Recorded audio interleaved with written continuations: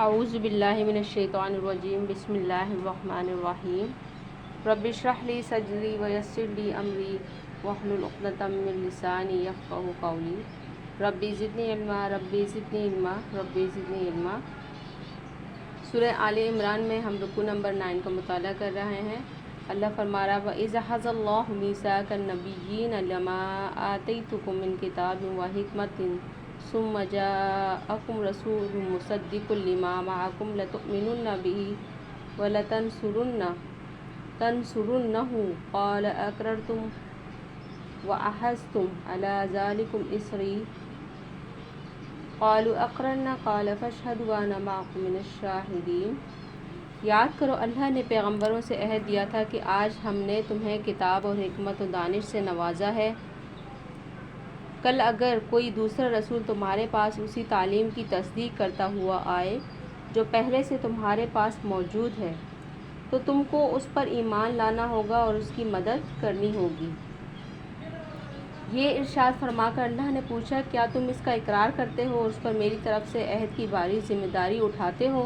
انہوں نے کہا ہاں ہم اقرار کرتے ہیں۔ اللہ نے فرمایا اچھا تو تم گواہ رہو، میں بھی تمہارے ساتھ گواہ ہوں۔ اب اس آیت میں مطلب یہ ہے کہ ہر پیغمبر سے اس بات کا جو ہے عہد لیا جاتا رہا ہے، اور جو عہد پیغمبر سے لیا گیا ہو وہ لازمی جو ہے اس کی پیرووں پر بھی آٹومیٹیکلی عائد ہو جاتا ہے، وہ عہد آٹومیٹیکلی ان کے فالوورز کے لیے بھی ہوتا ہے کہ جو نبی ہماری طرف سے اس دین کی تبلیغ و اقامت کے لیے بھیجا جائے جس کی تبلیغ و اقامت پر تم مامور ہوئے ہو تو اس کا تمہیں ساتھ دینا ہوگا، اس کے ساتھ تعصب نہ برتنا، اپنے آپ کو دین کا ٹھیکیدار نہیں سمجھنا، حق کی مخالفت نہیں کرنا، بلکہ جہاں جو شخص بھی ہماری طرف سے حق کا پرچم بلند کرنے کے لیے اٹھایا جائے تو اس کے جھنڈے تلے جمع ہو جانا۔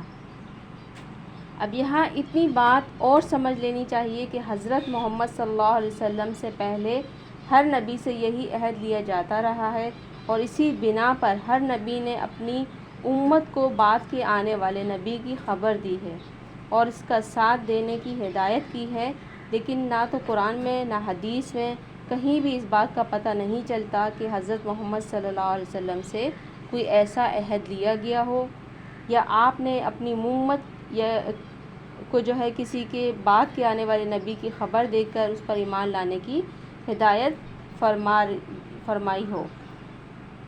یہاں پہ دیکھیں تمام انبیاء سے جو ہے جتنے بھی پیغمبر آئے ان سے یہ عہد لیا جاتا رہا کہ جو تمہاری ذمہ داری ہم تمہیں سونپ دی گئی ہے اقامت دین کی تبلیغ کی،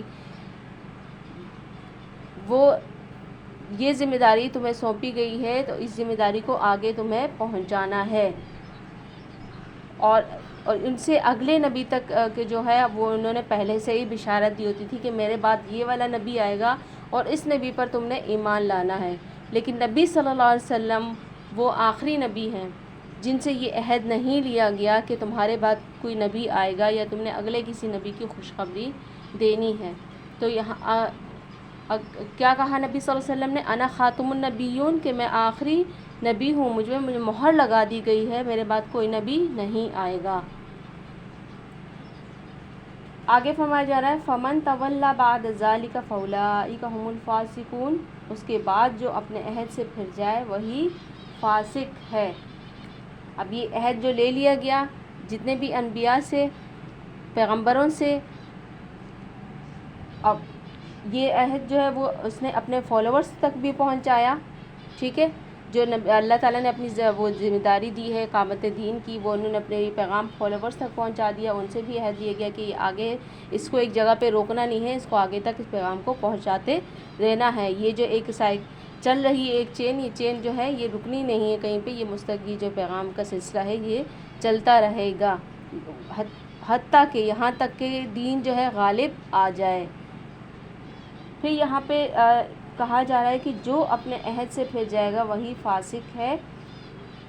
یہاں اس ارشاد سے جو ہے اہل کتاب کو وارن کیا جا رہا ہے کہ تم اللہ کے عہد کو توڑ رہے ہو، محمد صلی اللہ علیہ وسلم کا انکار اور ان کی مخالفت کر کے اس عہد کی خلاف ورزی کر رہے ہو جو تمہارے انبیاء سے لیا گیا تھا، لہٰذا اب تم فاسق ہو چکے ہو، یعنی اللہ کی اطاعت سے نکل چکے ہو۔ آگے فرمایا جا رہا ہے افغیر دین اللہ یبغون وَلَهُ أَسْلَمَ مَنْ فِي السَّمَاوَاتِ وَالْأَرْضِ طَوْعًا وَكَرْهًا وَإِلَيْهِ يُرْجَعُونَ۔ اب کیا یہ لوگ اللہ کی اطاعت کا طریقہ چھوڑ کر کوئی اور طریقہ چاہتے ہیں، حالانکہ آسمان و زمین کی ساری چیزیں چار و ناچار اللہ ہی کی تابع فرمان ہیں اور اسی کی طرف سب کو پلٹنا ہے۔ یعنی بتا دیا گیا کہ طریقہ کون سا، اللہ کا طریقہ کیا ہے، دین اسلام، اور ہمیں اسی دین اسلام کا مسلم بن کر رہنا ہے، یعنی اللہ کا فرمانبردار مسلم بن کر رہنا ہے۔ اب یہاں پہ تمام کائنات اور کائنات کی ہر چیز کا دین جو ہے یہی اسلام ہے، یعنی اللہ کی اطاعت و بندگی ہے۔ اب اس دین کو چھوڑ کر کون سا طریقہ جو ہے زندگی کو تلاش کیا جا رہا ہے، کس طریقے زندگی کو اپنانے کی کوشش کی جا رہی ہے، یہاں پہ یہ فرمایا جا رہا ہے کہ اللہ تعالیٰ نے اس دین کو ہمارے لیے کر دیا ہے، لازم کر دیا ہے۔ اس کے علاوہ کسی اور راستے پہ چلو گے تو وہ سارے راستے گمراہی کے راستے ہیں، وہ آپ کو اللہ کی طرف نہیں لے کے جائیں گے، وہ آپ کو اللہ سے اور اپنے مقصد سے دور کر دیں گے۔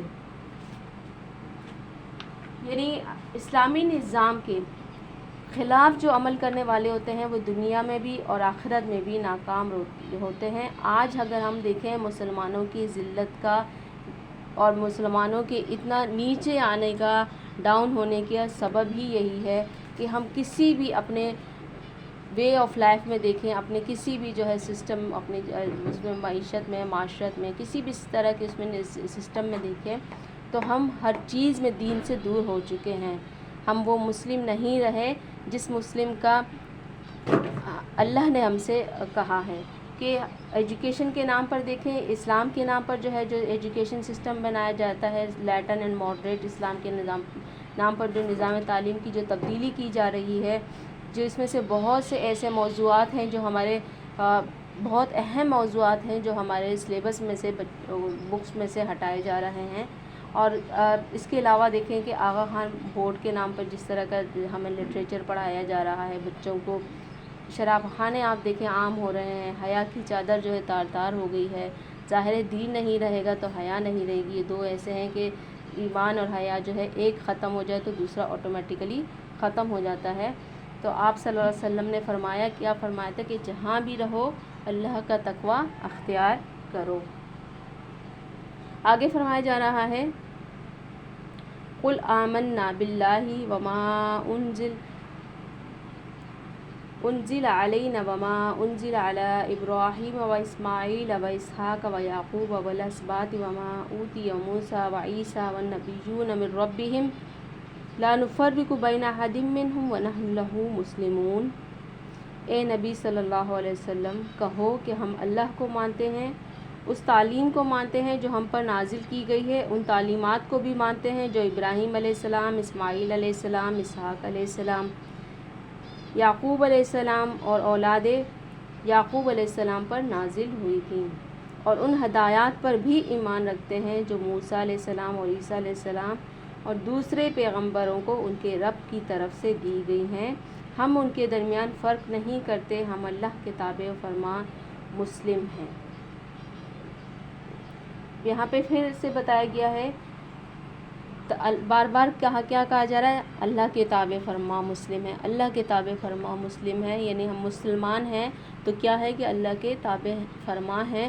اللہ نے جو جو ہمیں بتا دیا ہے ہمیں آنکھیں بند کر کے اس پر یقین کرنا ہے اور آنکھیں بند کر کے اس راستے پر چلنا ہے۔ اب یہاں پہ دیکھیں تمام انبیاء کا ذکر کر دیا گیا ہے، اس لیے کیا گیا ہے کہ ہمارا یہ طریقہ نہیں ہے کہ ہم کسی نبی کو مانیں اور کسی کو نہ مانیں، کسی کو جھوٹا کہیں، کسی کو سچا کہیں۔ ہم ہر طرح کے تعصب سے اور اس طرح کی گمراہیوں سے پاک ہیں۔ دنیا میں جہاں جو اللہ کا بندہ بھی اللہ کی طرف سے حق لے کر آیا ہے، ہم اس کے برحق ہونے کی گواہی دیتے ہیں۔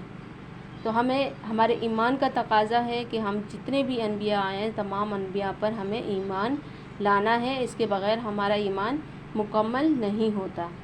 وَمَن يَبْتَغِ غَيْرَ الْإِسْلَامِ دِينًا فَلَن يُقْبَلَ مِنْهُ وَهُوَ فِي الْآخِرَةِ مِنَ الْخَاسِرِينَ۔ اس فرما برداری اسلام کے سوا جو شخص کوئی اور طریقہ اختیار کرنا چاہے اس کا وہ طریقہ ہرگز قبول نہ کیا جائے گا اور آخرت میں وہ ناکام و نامراد رہے گا۔ اب اس دوبارہ سے بتایا جا رہا ہے کہ اسلام کے علاوہ کسی بھی راستے پہ چلو، اپنی طرف سے کچھ بھی بنا لو، لیکن کوئی بھی راستہ تمہارا قبول نہیں ہوگا۔ صرف ایک راستہ بتا دیا گیا ہے کہ یہ سچا راستہ ہے، یہی راستہ اللہ کی طرف لے کے جاتا ہے، تو اس راستے کے علاوہ کوئی دوسرا راستہ قبول نہیں کیا جائے گا اور وہ آخرت میں بھی ناکام و نامراد رہے گا۔ کیف یہدی اللہ قوما کفروا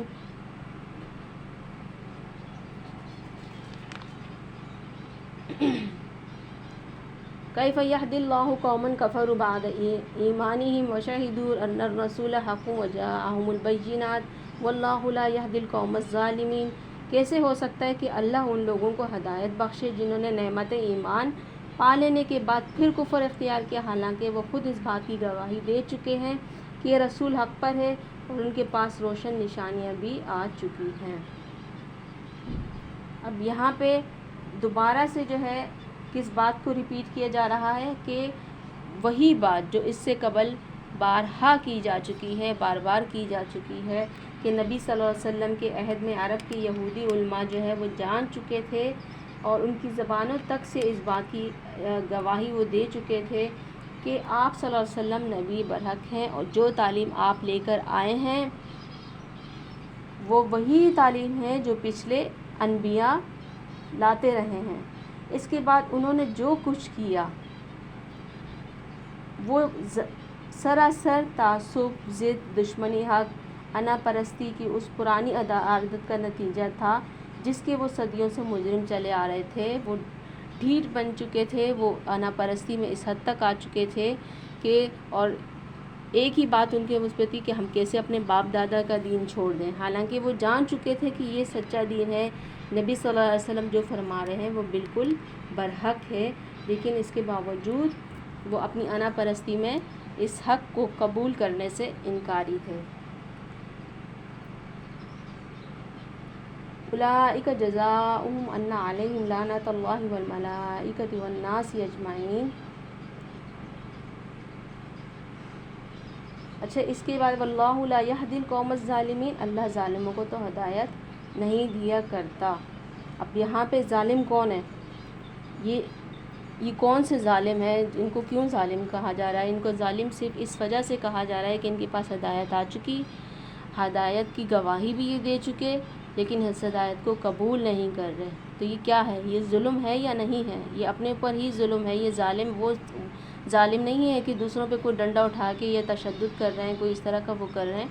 ہاں، انہوں نے راستہ روکا، نبی صلی اللہ علیہ وسلم کی دعوت کو جو ہے وہ روکنے کی ہر ممکن کوشش کی، ہر طرح کے حربے آزمائے، ہر طرح کی چالیں چلی، لیکن یہ ایک وہ ظلم تھا، ایک یہ ظلم اپنے آپ پہ کر رہے تھے۔ اپنے آپ پہ کیا ظلم تھا؟ ان کو ہدایت مل چکی، ہدایت کو یہ مان بھی چکے، شہادت بھی دے چکے کہ اللہ کے نبی جو ہیں وہ سچے ہیں، یہ اللہ کا جو پیغام لے کے آئے ہیں بالکل صحیح ہے، لیکن قبول کرنے سے انکاری تھے، اندھیرے میں رہنا چاہتے تھے۔ ظالم کون ہوتا ہے؟ ظالم وہ ہوتا ہے جو اندھیرے میں ہوتا ہے، وہ روشنی میں نہیں جانا چاہتا، روشنی کے راستے سے، روشن راستے سے وہ انکاری ہوتا ہے۔ تو یہ وہی ظالم ہے جو اپنے آپ پہ ظلم کر رہے ہیں کہ ہدایت مل جانے کے بعد بھی، ہدایت آ جانے کے بعد بھی ہدایت کو قبول کرنے سے انکاری ہیں۔ تو یہ ان کا اپنے اوپر ہی ظلم ہے، اور یہ کس وجہ سے ہے کہ ان کے اندر لگن نہیں ہے، جستجو نہیں ہے۔ اگر لگن اور جستجو ہوتی تو یہ کبھی بھی اس ہدایت کو قبول کرنے سے انکاری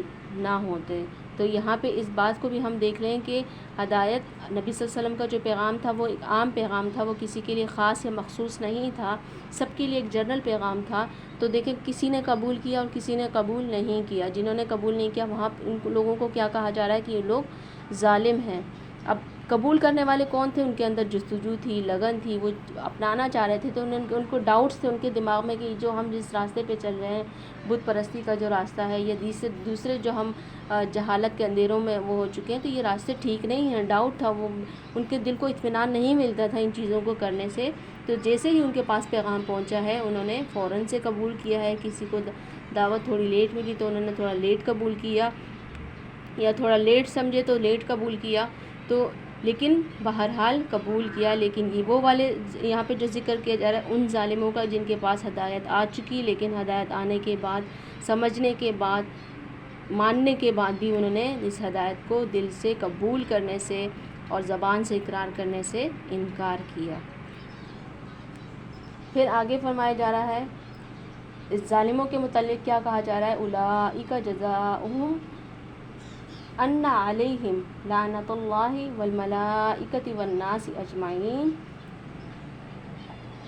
اللہ ظالموں کو تو ہدایت نہیں دیا کرتا، ہاں ان کے ظلم کا صحیح بدلہ یہی ہے کہ ان پر اللہ اور فرشتوں اور تمام انسانوں کی پھٹکار ہے، اسی حالت میں وہ ہمیشہ رہیں گے. اب یہاں پہ جو ہے بدلہ کیا دیا جا رہا ہے، آپ خود دیکھیں، آپ یہودیوں کو دیکھیں جنہوں نے اس انکار کیا، تو ان پہ پوری اس دنیا میں بھی پھٹکار ہے اور آخرت میں بھی اللہ کی، ان کے فرشتوں کی، اللہ کے بندوں کی، سب کی پھٹکار ہے، لعنت ہے ان پر. اور اس حالت میں یہ جو ایسی سزا ہے جو اگلی آیت میں پڑھیں گے کہ یہ سزا ان کی کم بھی نہیں ہوگی، اس سزا میں وہ ہمیشہ رہیں گے. خالدین فیہا لا یخفف عنہم العذاب ولا هم ینظرون. اسی حالت میں وہ ہمیشہ رہیں گے، نہ ان کی سزا میں تخفیف ہوگی، نہ ہی انہیں مہلت دی جائے گی. الا الذین، اب ایکسیپشن آ گئی. ایکسیپشن کیا آ رہی ہے؟ الا الذین تابوا، سوائے ان لوگوں کے جو توبہ کر لیں، من بعد ذالک واصلحوا، جو اس کے بعد توبہ کر کے اپنے طرز عمل کی اصلاح کر لیں. فإن اللہ غفور الرحیم، اللہ بخشنے والا اور رحم فرمانے والا ہے. یہاں ایک دروازہ کھلا ہوا ہے ابھی تک، کس چیز کا دروازہ؟ توبہ کا دروازہ کھلا ہوا ہے، وہ ہمیشہ تک، آخری سانس تک کھلا رہتا ہے. اگر توبہ کر لیں آخری سانس سے پہلے تو وہ توبہ اللہ تعالیٰ قبول فرماتے ہیں، اور جنہوں نے اپنے اوپر ظلم کیا تھا ان لوگوں کی بھی توبہ قبول فرما لیتے ہیں. لیکن اگر توبہ نہیں کی تو وہ وہی جو اللہ تعالیٰ نے پہلے فرمایا کہ ان کے سزا کیا ہے، کہ ان پہ پھٹکار ہے اللہ کی، فرشتوں کی اور اللہ کے بندوں کی. ایکسیپشن کن لوگوں کے لیے ہیں؟ جو توبہ کر لیں گے اور اپنی روش سے باز آ جائیں گے. فإن اللہ غفور الرحیم، اللہ بخشنے والا اور رحم فرمانے والا ہے. ان الذین کفروا بعد ایمانہم ثم ازدادوا کفرا لن تقبل. ان الذین کفروا، مگر جن لوگوں نے ایمان لانے کے بعد کفر اختیار کیا، بعد ایمانہم، ایمان لانے کے بعد، ثم ازدادوا کفرا، پھر اپنے کفر میں بڑھتے چلے گئے، ان کی توبہ لن تقبل توبتہم، تو ان کی توبہ قبول نہیں ہوگی. واولئک هم الضالون، ایسے لوگ تو پکے گمراہ ہیں. اب یہاں پہ پکے گمراہ کی بات ہو رہی ہے. پکے گمراہ کون ہیں؟ جنہوں نے ایمان لانے کے بعد کفر کا راستہ اختیار کیا، پھر اپنے کفر میں بڑھتے چلے گئے. اب یہ کن لوگوں کی بات ہو رہی ہے کہ یہ صرف انکار پر ہی بس نہیں کی، بلکہ انہوں نے عملاً، پریکٹیکلی جو ہے اس کو مخالفت بھی کی، مزاحمت بھی کی، لوگوں کو اللہ کے راستے سے روکنے کی کوشش میں انہوں نے اپنی ایڑی چوٹی کا زور لگایا، ڈاؤٹس پیدا کیے، بدگمانیاں پھیلائیں، دلوں میں وسوسے ڈالے اور بدترین سازشیں اور چالیں چلیں تاکہ نبی کا مشن کسی طرح سے کامیاب نہ ہونے پائے. تو یہ کون تھے؟ یہ وہ لوگ تھے جو کہ اسلام میں داخل تو ہوئے، لیکن کسی چال سازش کے تحت ہی اسلام میں داخل ہوئے تھے کہ اس سے اپنا انہوں نے کوئی مقصد لینا تھا، اور مقصد کیا تھا؟ نبی صلی اللہ علیہ وسلم کو، مشن کو کمزور کرنا، ختم کرنا. تو ایسے لوگوں کے لیے اللہ تعالیٰ کیا فرما رہا ہے کہ یہ وہ لوگ ہیں جو ایمان لانے کے بعد کفر اختیار کر رہے ہیں، پھر اپنے کفر میں بڑھتے ہی چلے جا رہے ہیں. ان کی سازشیں، ان کی جو چالیں ہیں وہ بڑھتی ہی چلی جا رہی ہیں کفر اسلام کے خلاف. تو ان کی توبہ بھی قبول نہیں ہوگی، اور یہ پکے گمراہ ہیں، ان پہ تو مہر لگ چکی کہ تو یہ ہے ہی گمراہی ہیں، ان کا ہر کام جو ہے وہ کس اس سے ہے، کسی سازش کے تحت ہے۔ اس کے بعد فرمایا جا ان الذین کفروا وماتوا وهم کفار فلن يقبل من احدهم ملء الارض ذهبا ولو افتدى به اولئک لهم عذاب علیم وما لهم من ناصرین۔ یقین رکھو جن لوگوں نے کفر اختیار کیا اور کفر ہی کی حالت میں جان دی، ان میں سے کوئی اگر اپنے آپ کو سزا سے بچانے کے لیے روئے زمین بھر کر بھی سونا فدیہ میں دے تو اسے قبول نہ کیا جائے گا۔